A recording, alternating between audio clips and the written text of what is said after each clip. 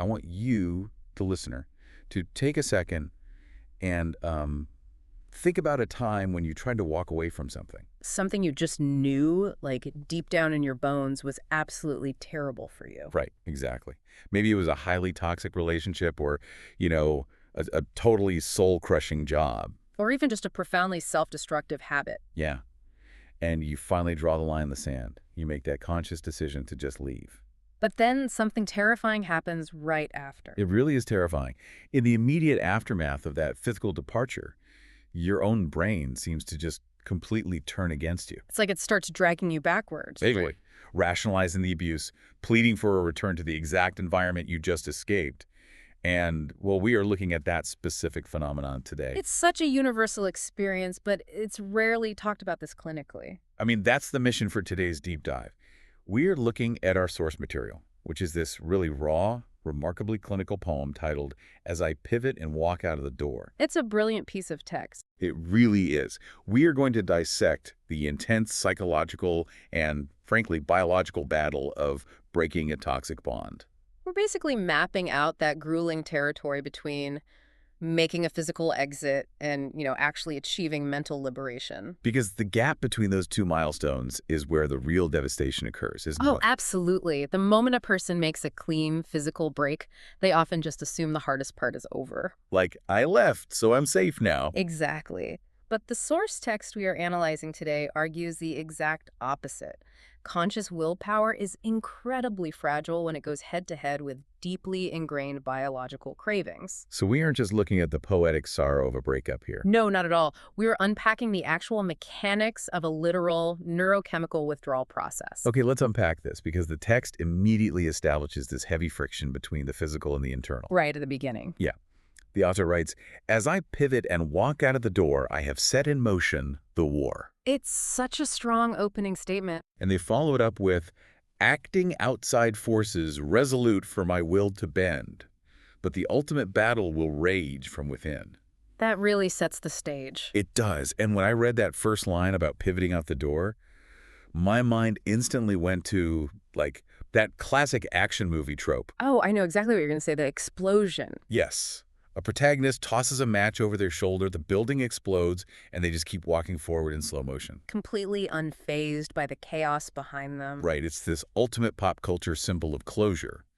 But the author introduces a massive structural twist right out of the gate. The explosion isn't happening behind them. No, the explosion is happening entirely inside their own nervous system. And notice the specific mechanics of the word pivot in that line. Yeah, it's a very particular word choice. It is. A pivot is a sharp, instantaneous mechanical movement. It requires brief friction with the ground to change direction entirely. It's fast. Walking out of a room only takes, what, 3 seconds? Mm-hmm. Exactly, and it requires very little sustained energy. But the immediate consequence of that 3-second physical action is a prolonged, agonizing conflict. Because they explicitly state they have set in motion a war. Right, effectively acknowledging that the physical environment was never the actual prison. Wow. The prison was the psychological attachment all along. And the author specifically dismisses those acting outside forces that are trying to bend their will. Yeah, what do you think those outside forces are?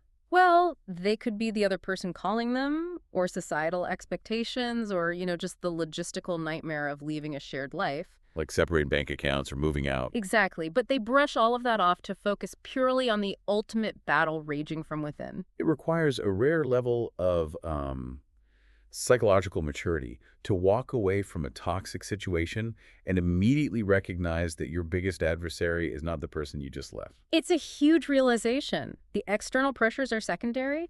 The primary threat is your own mind's desperate attachment to the familiar chaos of that dynamic. Which brings us to the actual biological tactics the brain deploys once that internal war is declared. This is where the text gets really gritty. It really does. Yeah. It moves from this broad thematic declaration of war straight into the chemical reality of withdrawal.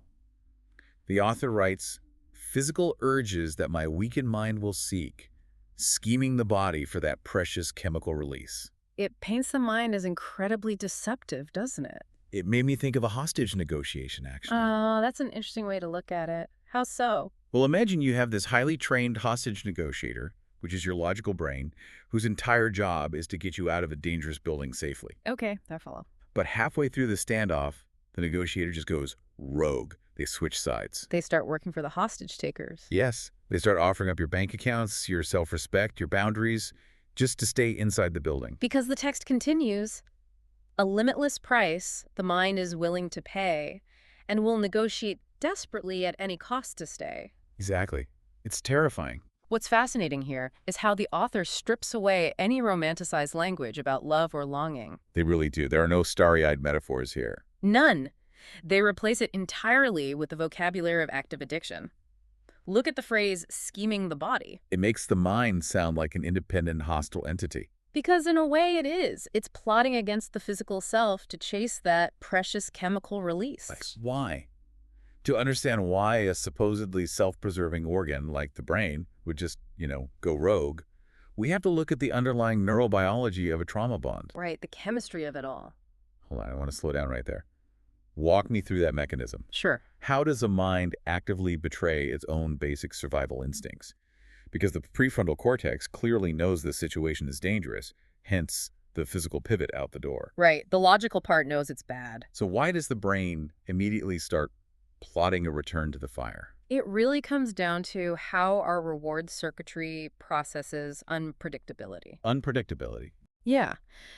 In a healthy relationship, the reinforcement is consistent. You feel generally safe, and your dopamine levels remain relatively stable. Okay, that makes sense. You know what to expect. Exactly. But in a highly volatile or toxic dynamic, you are subjected to intermittent reinforcement. Meaning you get those extreme highs followed by really devastating lows. Precisely.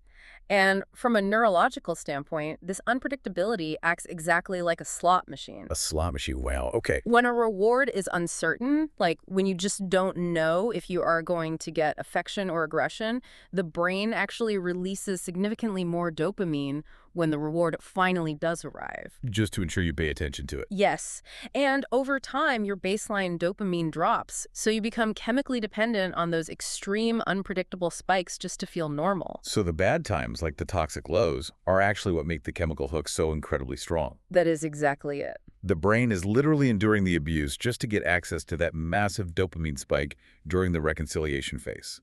You've got it. The primitive reward-seeking parts of the brain, the limbic system, they completely hijack the prefrontal cortex, which is the part responsible for logic and future planning. Wow. So when the author talks about the mind negotiating desperately at any cost, we are reading a description of literal neurological withdrawal. The logical brain has basically been gagged and tied to a chair. While the addiction center takes over the negotiation, and it's willing to pay a limitless price. And the word limitless is it's terrifying in this context. It really is. If the price the rogue mind is willing to pay has no ceiling, it means it will systematically bankrupt a person's entire identity. It'll trade away everything. Their core values, their physical health, their relationships with healthy people, all for one more hit of that precious chemical release. The enemy isn't just strong. It literally has administrative access to your entire nervous system. That is such a wild thought. And the body also processes social rejection and isolation using the exact same neural pathways it uses to process physical pain. Wait, really?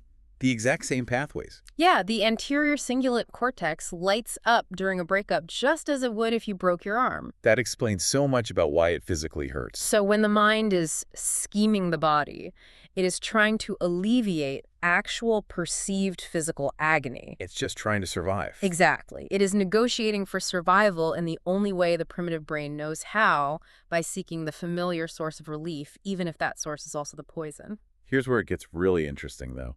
If the mind is this rogue, desperate negotiator, what is it actually trying to salvage? That's the million-dollar question. Because the source material pivots here from neurochemistry into basically cognitive dissonance.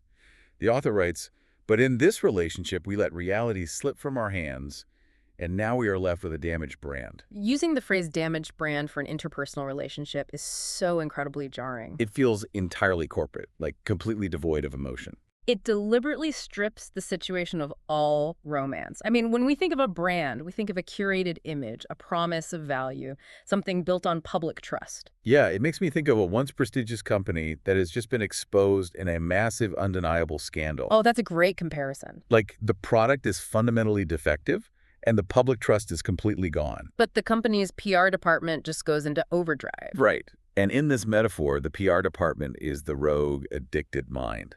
They try to spin the story. They search for positive angles. They try to rebrand the partnership to distract from the core reality that the foundation is entirely rotten. But you can't just change the logo and pretend the toxicity didn't, poison the groundwater. If we connect this to the bigger picture, the author is describing the phenomenon of euphoric recall. Euphoric recall. Yeah. During withdrawal, the brain actively suppresses the memories of abuse or misery and selectively amplifies the idealized memories. So it's literally lying to you. It is. The mind, as the text states, continues to search for worth. It digs through the ruins of this damaged brand, trying to find any justifiable reason to return. But the author's logical self forces a hard confrontation with objective reality. They say, all signs point to that the jig is really up. The jig is up is such a colloquial, abrupt way to shatter an illusion, isn't it? It is. You let reality slip from your hands while you're inside the room, caught in that dopamine loop. But now, standing outside that door, the PR spin just stops working. The cold, hard facts of the damage are undeniable. Which leads to a crucial shift in how the author identifies the relationship itself. They write, so this habitual chain of the habit of you link, by painful link, I must thoroughly undo. The habit of you. Notice the complete absence of the word love. Exactly. They don't call it the memory of you or the loss of you. They are pathologizing the bond. The other person has ceased to be a romantic partner and has simply become an involuntary destructive reflex. Like a smoker reaching for a cigarette when they get stressed. The brain is just reaching for the toxic partner. But the text describes the undoing of this habit as mechanical and grueling. Link by painful link. Because breaking a deeply ingrained neural pathway is not a one-and-done event. Not at all. It is not the dramatic pivot at the door. It is the unglamorous, exhausting labor of taking a heavy iron chain and dismantling it manually. Wow, neuroplasticity. The brain's ability to rewire itself takes such sustained conscious effort. You have to actively choose to break a link when you wake up, break another link when the dopamine craving hits at 2 p.m., and break another link when you feel totally socially isolated at midnight. So what does this all mean for the actual execution of this escape? It means it's going to be incredibly structured. Because acknowledging that you have to break an iron chain link by painful link, while simultaneously fighting a literal war against your own hijacked brain, that sounds utterly exhausting. It is exhausting, and the author recognizes this sheer exhaustion. Yeah, they transition into a highly structured, almost militaristic plan for survival.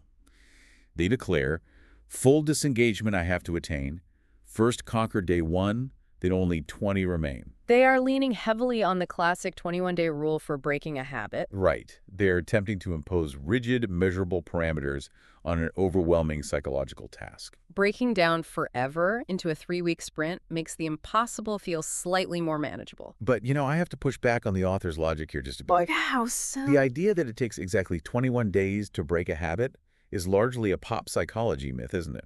Yes. It is. Modern research shows that depending on the complexity of the behavior and the depth of the chemical reward, rewiring a habit can take anywhere from 2 to 8 months. Sometimes even longer. So why would an author who has been so incredibly clinical and realistic about the biology of addiction and the damaged brand suddenly cling to a simplified 21-day timeline? This raises an important question about the desperate need for a finish line during active withdrawal. A finish line, yeah. You are entirely correct. Neuroplasticity does not operate on a neat 3-week schedule, especially not for a trauma bond that's mimicking a severe substance addiction. Right. So they must know it's going to take longer. But the author isn't citing peer-reviewed science here. They are bargaining with their own endurance. Oh, I see. When you are in the acute phase of withdrawal, the concept of enduring that pain for 8 months is just intolerable. Your brain would just give up. Exactly. The brain needs a short-term milestone to prevent a total collapse of willpower.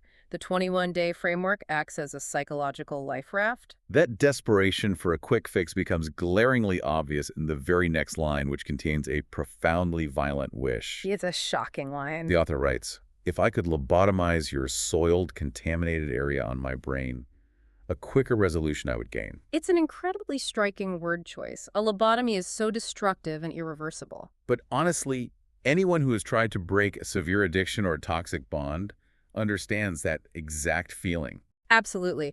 The desire to simply surgically remove a lived experience is a universal response to profound emotional pain. They literally map the toxic bond geographically, referring to a soiled, contaminated area on my brain. Because doing the work link by painful link requires you to actually feel the withdrawal. It requires sitting with the discomfort, rewiring the triggers, and tolerating the cognitive dissonance without acting on it. And no one wants to do that. You just want a surgeon to look at an MRI, point to the contaminated neural pathway, and cut it out. You want to bypass the grueling rehabilitation and just wake up cured. But the profound strength of this source material lies in its ultimate rejection of that fantasy. They don't actually go through with the metaphor. No. The author acknowledges the craving for a quicker resolution, but accepts that the shortcut does not exist. You cannot surgically excise a habit. You have to override it through sustained conscious action. Which brings us to the final, really fascinating contradiction in the text. Right, because the author rejects the lobotomy and commits to the work, writing, "But the 12 steps in the 21 days I will do to set free my mind from this habit of you." They combine the 21-day rule with the 12 steps of addiction recovery. But those two frameworks are fundamentally at odds with one another. They really are. I mean, the 21-day rule is a behavioral hack, a quick sprint to change a surface-level routine. But the 12 steps represent a lifelong existential restructuring of the ego. The 12 steps require deep moral inventory, making amends, and completely surrendering the illusion of control. Exactly. So why put them next to each other? That friction is exactly what makes the conclusion so compelling. By placing a quick behavioral hack right next to a lifelong recovery framework, the author is inadvertently revealing the full scope of their internal war. Oh, wow. The conscious mind wants the quick fix, the 21 days, the finish line, the immediate relief. But the deeper, wiser part of their psyche recognizes that undoing the habit of you will require the systemic, ego-dismantling work of the 12 steps. They are surrendering to the reality that this is not just about stopping a behavior. No, it is about fundamentally rebuilding the self so that the damaged brand no longer holds any appeal whatsoever. They are committing to endurance. They recognize the mind has gone rogue, they understand the reality of the damaged brand, and they accept that the lobotomy isn't an option. The ultimate goal stated here isn't merely geographical distance from the toxic person. No, the goal is internal liberation, to set free my mind. Because the physical pivot out the door was just the opening maneuver. True freedom is achieving cognitive sovereignty. Geographical escape only buys you the time and space necessary to fight the internal war. Reclaiming your prefrontal cortex from the grip of your own reward circuitry is the actual victory.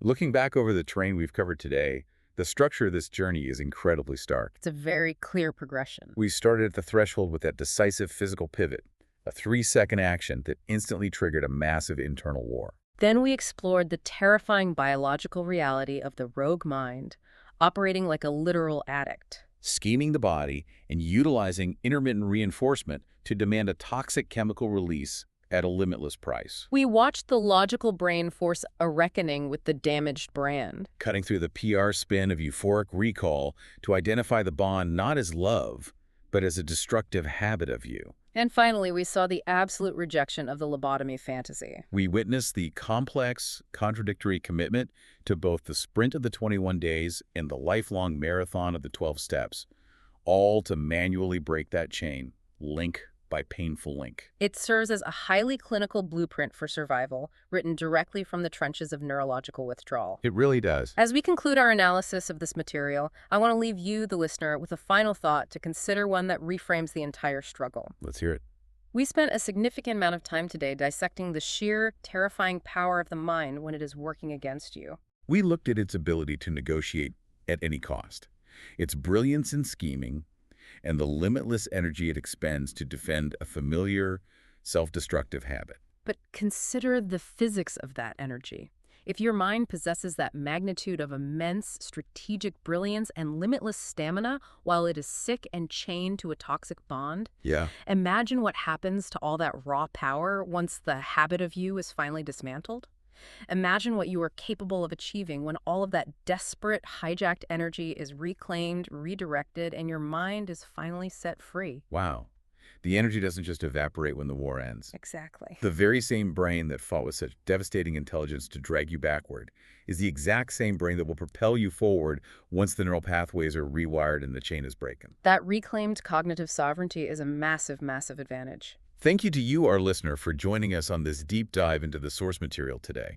We hope this exploration of the biology and psychology of toxic bonds gave you some insight into the mechanics of your own habits. And perhaps a clearer map for navigating the space between the physical pivot and true mental liberation.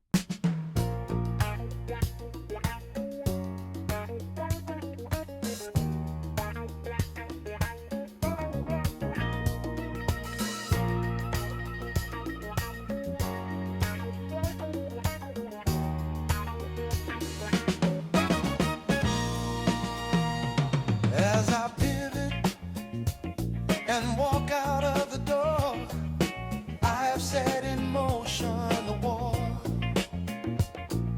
Acting outside forces, resolute for my will to bend. But the ultimate battle will rage from within.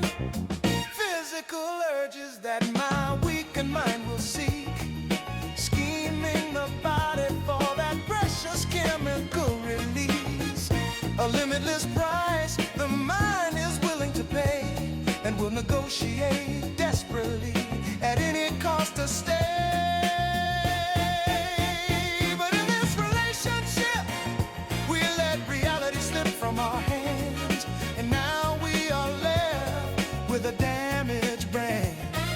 Even though the mind continues to search for worth, all signs point to that the jig is really up. So this habitual chain of the habit of you, link by painful link, I must thoroughly undo. Full disengagement I have to attain. First conquer day one, then only 20 remain. If I could lobotomize your soil, contaminated area on my brain, a quicker resolution I would gain. But the 12 steps and the 21 days I will do to set free my mind